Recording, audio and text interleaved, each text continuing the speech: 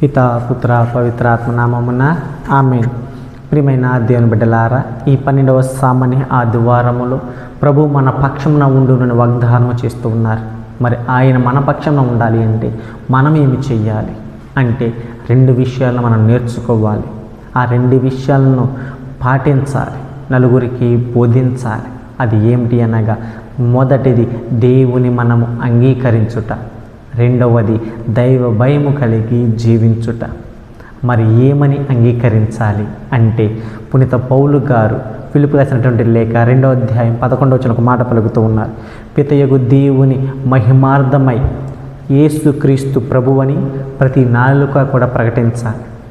ఆయన దైవ కుమారుడనియు పరలోకమును విడి భూలోకానికి వచ్చారనియు, మరి ముఖ్యముగా ఆయన మానవాళి రక్షణార్థమై శ్రమలను అనుభవించి శిలువ పైన మరణించి 3వ నాడు ఆయన పునరుత్థానమయ్యాడనియు, తన తండ్రి చెంతకు మోక్షారోహణమై ఆయన మరలా రాబోతున్నాడే అనియు మనం ప్రకటించగలగాలి.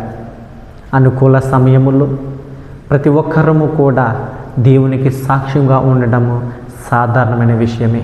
కానీ ప్రతికూల సమయంలో సైతము దేవునిని నలుగురి ఎదుట అంగీకరిస్తూ సాక్ష్యంగా ఉండమని ఈరోజు సువార్త పట్ల మనం ఆహ్వానిస్తూ ఉంది. మరి ఇదే మాట ఆ ప్రతికూల సమయాలు ఏ విధంగా ఉంటాయి అంటే, 69వ కీర్తనలో 8-10 వచనాలలో ప్రభు సెలవిస్తూ ఉన్నారు. అది ఏమి అనగా, నా సోదరులు నేను పరాయవాడినైతిని, నా తోబుట్టువులకు నేను అన్యుడనైతిని, నేను ఉపవాసముండి వినమ్రుడు కాగా జనులు నన్ను ఆడిపోసుకుంటున్నారు అని.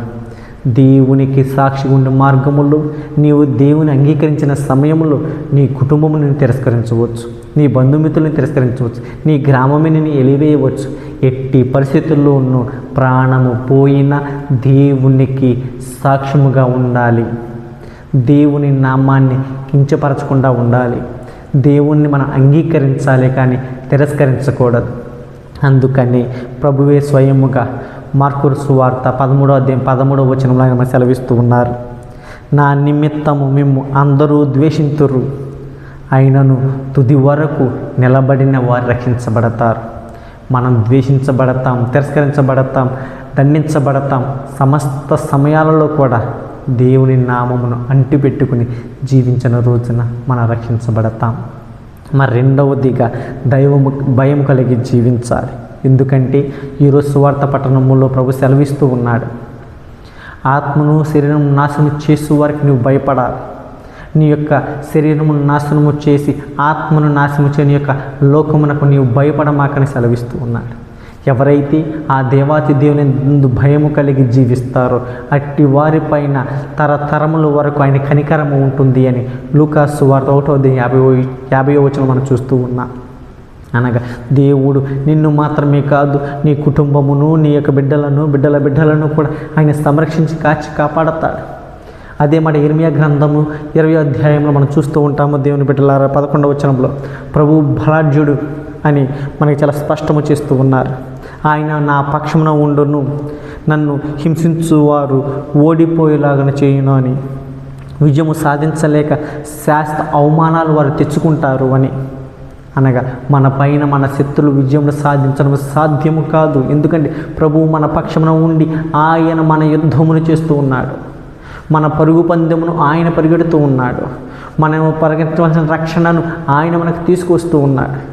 మనం పొందుకోవాల్సిన పాప భారమును ఆయన మోస్తూ ఉన్నాడు. గల కారణము దేవుని బిడ్డల, ఆయన మన పక్షమున ఉండడానికి అనుదినము ప్రయత్నం చేస్తూ ఉన్నాడు. మరి ఆయన పక్షమున మనం ఉండడానికి, ఆయనను మనతో ఉంచుకోవడానికి ఈరోజు నీవు నేను ఏమి చేస్తూ ఉన్నా గ్రహించుకోవాలి, నేర్చుకుందాం, ప్రభుని అంగీకరిద్దాం. అనుకూల సమయాలలోనూ ప్రతికూల సమయంలో ఆయన అంగీకరిద్దాం. అన్నిటికంటే పైగా దైవ భయము కలిగి ఆయన కట్టడలను పాటిస్తూ, పాపమును, పాపక్రియలను, పాప వాంఛలను తిరస్కరిస్తూ ఈ లోకంలో జీవించడానికి ప్రయత్నం చేద్దాం. ఆ దేవాతి దేవుడు మనలను, మన కుటుంబాలను కాపాడుతూ ఆయన మన పక్షమున ఉండి రక్షించాలి అని, ఆయన మన బిడ్డల పక్షమున నుండి వారిని తోడ్పడాలి అని వేడుకుందాం. ఆమేన్.